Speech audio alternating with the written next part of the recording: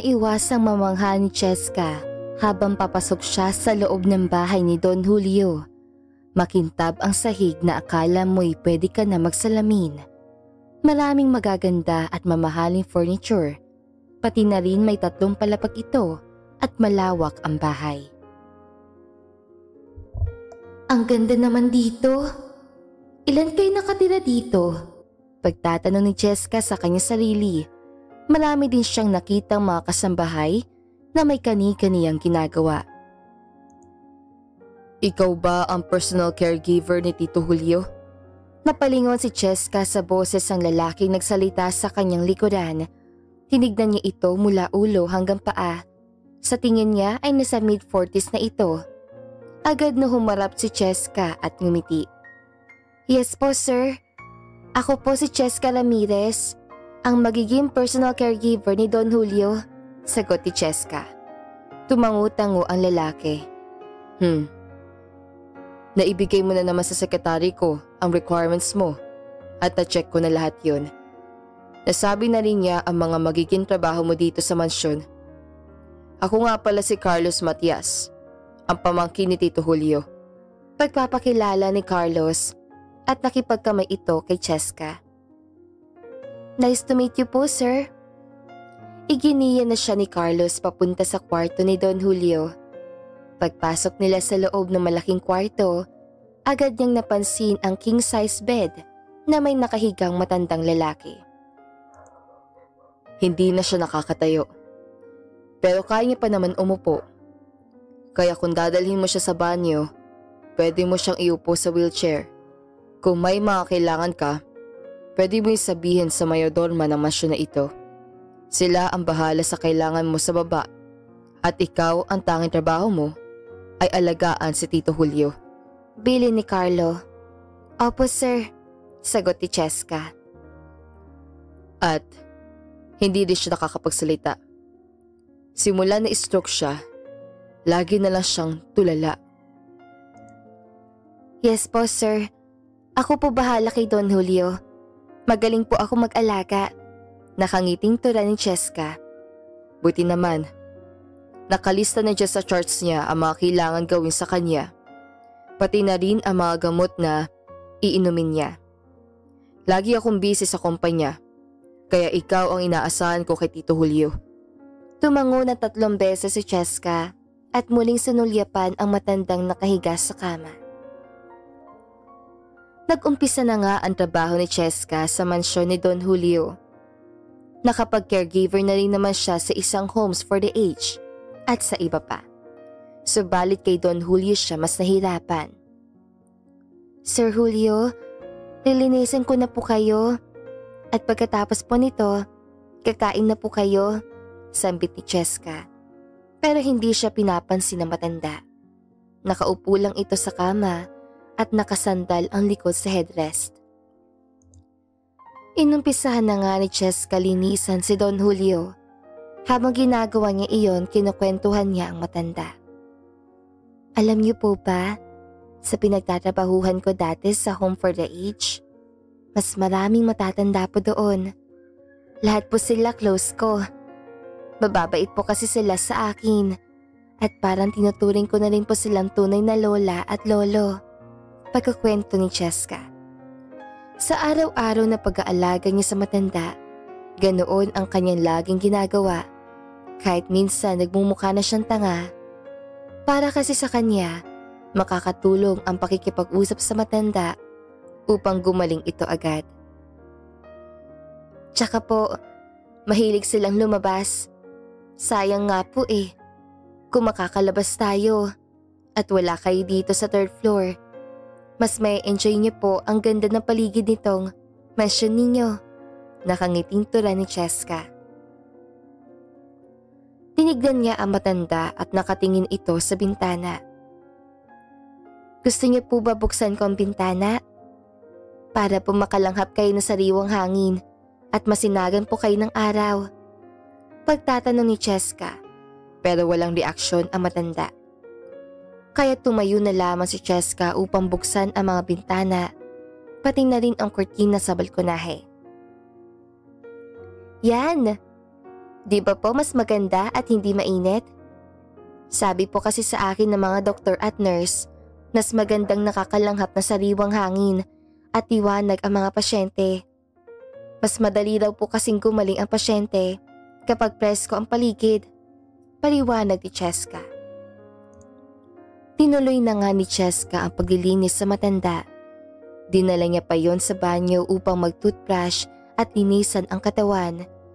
Dahil matagal na rin caregiver si Cheska, sanay na siya sa ginagawa niya. Cheska? Pagtawag ng ina ni Cheska sa kanya sa kabilang linya. Bakit po, Nay?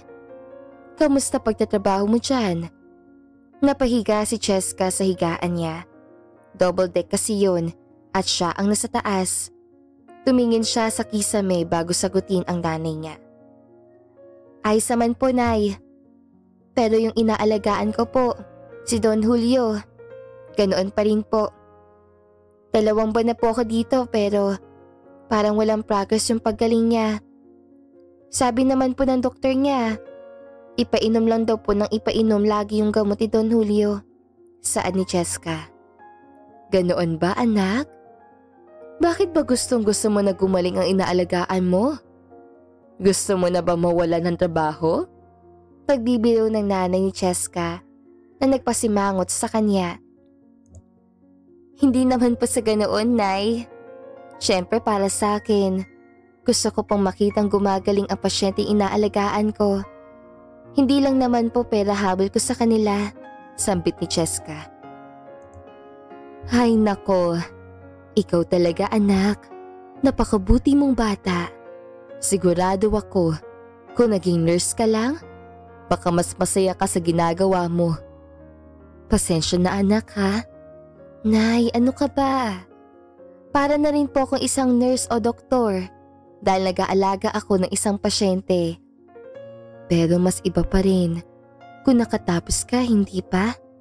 Napatahimik si Cheska at tulalang nakatingin siya sa pader. Mapait siyang ngumiti at sabay iling ng kanyang ulo. Nay, naiintindihan ko naman po. Tsaka, masaya naman po ako sa ginagawa ko. Tumagal nga si Cheska sa kanyang trabaho ng 1 taon at sa mga araw na dumaraan ng inaalagaan niyang matanda, pakiramdam niya hindi ito bumabalik sa dati. Cheska, kamusta si Tito Julio? Pagtatanong ni Carlos. Ngumiti ng matamis si Cheska bago magsalita. Ayos naman po, sir. Pero parang hindi po nagiging maayos ang lagay ni Don Julio. Kita ni Cheska ang pagkunot ng noo ni Carlos. What do you mean by that? Lagi naman siyang binibisita ng doktor niya at hindi naman siya pinapabayaan sa gamot, right? Opo sir, laging tama po sa oras ang iniinom niya pero siguro po kailangan ko na rin kausapin ang doktor ni Don Julio. No! Biglang nagulat si Cheska nang pagalit ang salita ni Carlos. Ako na ang bahala sa doktor ni Tito Julio. Hindi mo na kailangan mag-abala doon. Sambit ni Carlos, sabay ngiti. Napatangu-tangu na lamang si Cheska. Dati pa niya kasing gustong makausap ang doktor ni Don Julio. Pero lagi siyang hinaharangan ni Carlos tuwing gagawin niya iyon. Hanggang isang araw, nagulat siya sa nalaman niya. Sir Julio? Nalaki ang mata ni Cheska nang makitang nakatayo na si Don Julio. Dahilan na rin ang pagkalaglag ng tray na dala ni Cheska. Agad na lumapit ang dalaga sa kanyang inaalagaan. Nakakatay na po kayo? Pagtatanong ni Cheska. Mabilis at tinakpan ni Don Julio ang bibig ni Cheska. Huwag ka maingay, iha. Hindi pwede malaman ng pamangkin ko ang tungkol dito. Po? Bakit naman po? Naguguluhan tanong ni Cheska. Sigurado po ako matutuwa siya kapag nalaman niyang maayos sa kayo at nakakapagsalita na rin po kayo. May galak na sambit ni Cheska. Subalit pinigilan siya ng matanda. Hindi niya iyon ikakatuwa, iha. Nilalason niya ako. Ang pinapainom niya sa aking mga gamot ay hindi tugma sa binibigay ng doktor. unti-unti niya akong pinapatay sa mga gamot na binibigay niya sa akin. Paliwanag ng matanda na kinabigla ni Cheska. Subalit pareha sa pahinto ang dalawa nang may marinig silang mga tao sa labas at boses yun ni Carlos. Agad na dinala ni Cheska ang matanda sa kama at saktong pagpasok ni Carlos, nakahiga na si Julio. Ano ang nangyari dito, Cheska? Bakit nabagsak ang tray na dala mo? Narinig kita sa hallway, kaya agad akong pumunta dito. May problema ba? Sunod-sunod na tanong ni Carlos. Napalunok si Cheska at hindi niya alam ang gagawin. Nauutal pa ito nagsalita. Nalaglag po kasi si Sir Julio sa higaan niya. Kaya nagulat po ako pagkapasok. Kunot noon tinignan ni Carlos ang matandang nakahiga sa kama. Ganoon ba? Ayos lang ba si Tito? Opo sir, naayos ko na po. Bueno, papapuntahin ko na lang dito ang maglilinis. Asikasuhin mo na lang si Tito. Saad ni Carlos at tango na lang ang sinagot ni Cheska. Pagkalabas si Carlos, pareha sa bunutan ng tinig sila Cheska at Julio. Iha, alam kong mabait kang tao, kaya sa'yo sana ako hihingi ng tulong. Itakas mo ko dito. Tatakas po kita? Paano ko po gagawin yun? Hindi ko po kaya yung gawin, saad ni Cheska. Ilang araw na rin kasi ang dumaan. Simula nang madiskubre ni Cheska na magaling na pala si Don Julio. Sir, magsumbong na lang po tayo sa pulis. Yun po ang magandang paraan para mahuli si Sir Carlos. Mahihirapan tayong gawin yon, Iha, saad ni Julio. Bakit naman po, sir?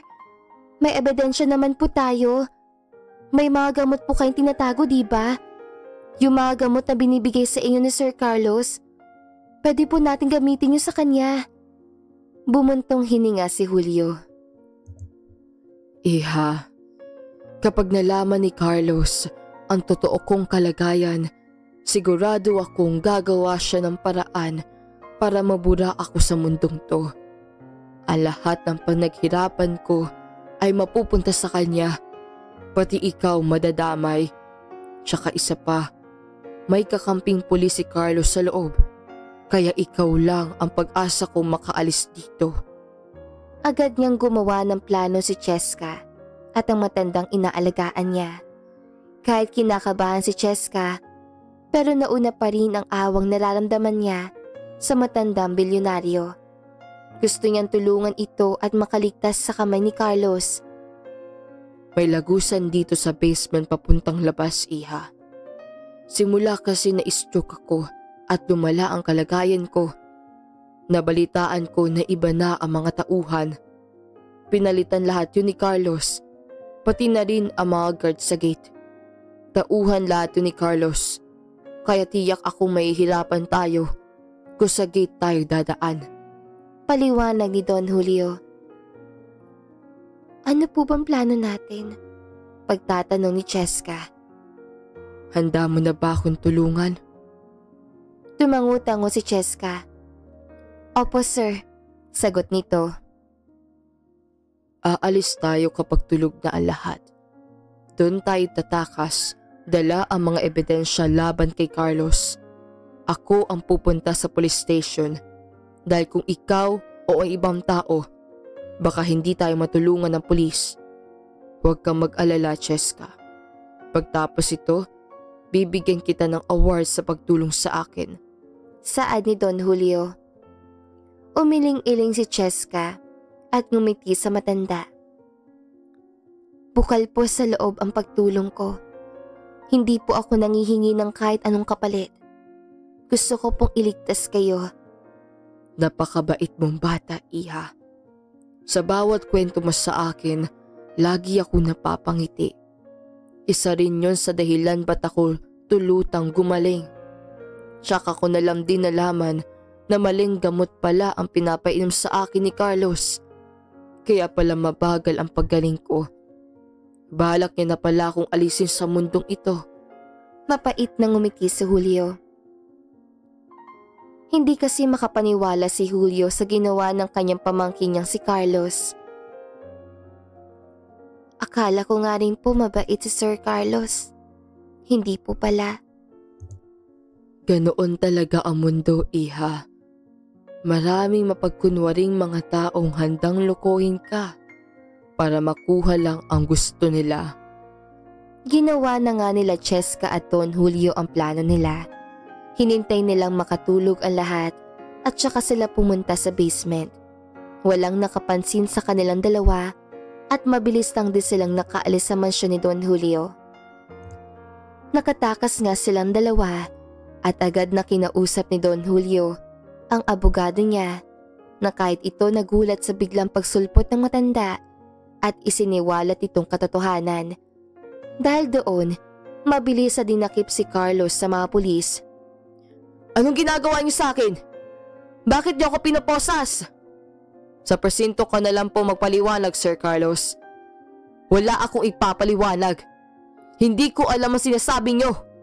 Giit ni Carlos at biglang bumaba ng sasakyan si Julio na kinagulat ni Carlos. Tito? Lumapit si Julio sa kanyang pamangkin. Nagulat pa kita, Carlos. Nagulat ka ba na magaling na ako?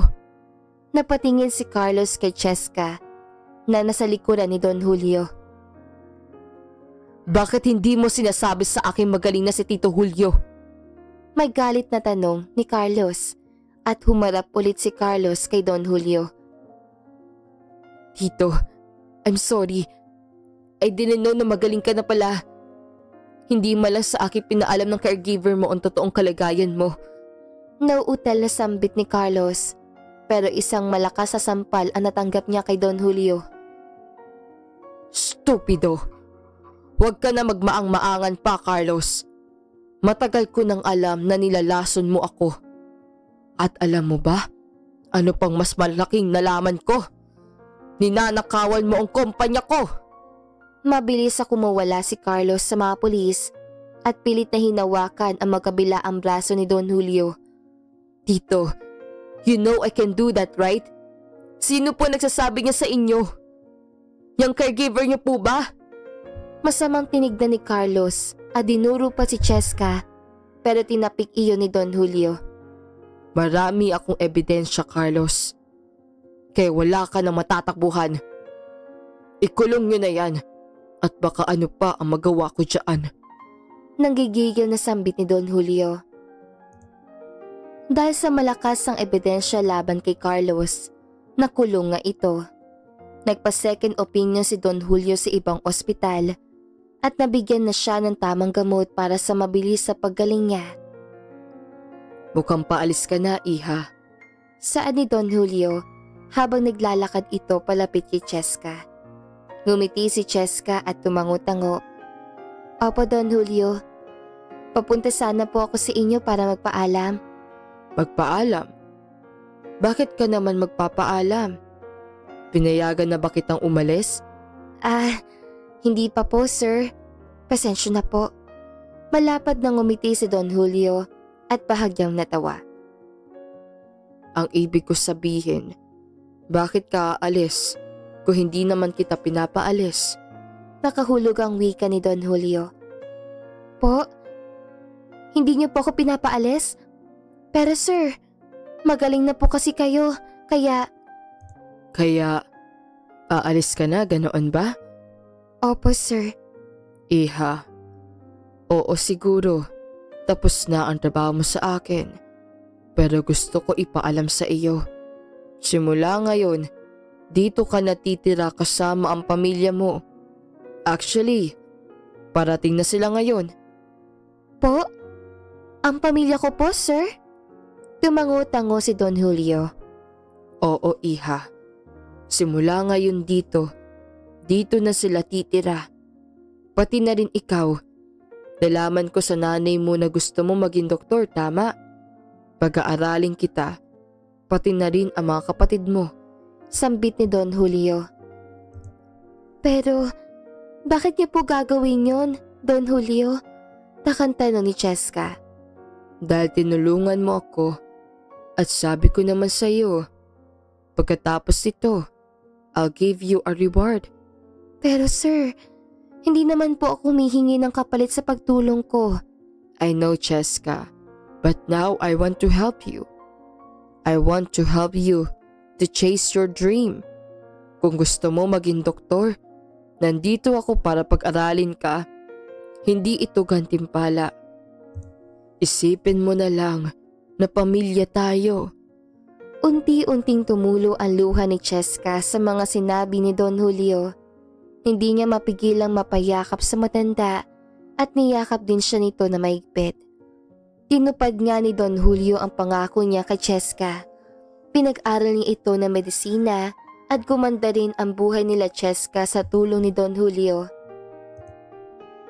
Hindi kalaunan, pumanaw na rin si Don Julio dahil sa katandaan. Kaya si Cheska ang nagmanang ng lahat ng pinaghirapan ni Don Julio. Ang sabi nga nila, minsan katugupan natin ang pwedeng tumaydor sa atin dahil sa yaman. At kung sino pa yung hindi natin kadugo, sila pa ang nagmamalasakit sa atin. Sa panahon ngayon, mahirap na magtiwala. Pero mayroon at mayroon pa ring mabuting puso na handa tayong tulungan sa araw ng kagipitan. At dito na nga po nagtatapos ang magandang istoryang ito. Maraming salamat mga kakwentuhan! Huwag niyong kalimutan mag-like at subscribe at pindutin na rin ang notification bell para lagi kayong updated sa ating kwentuhan. Hanggang sa muli, paalam!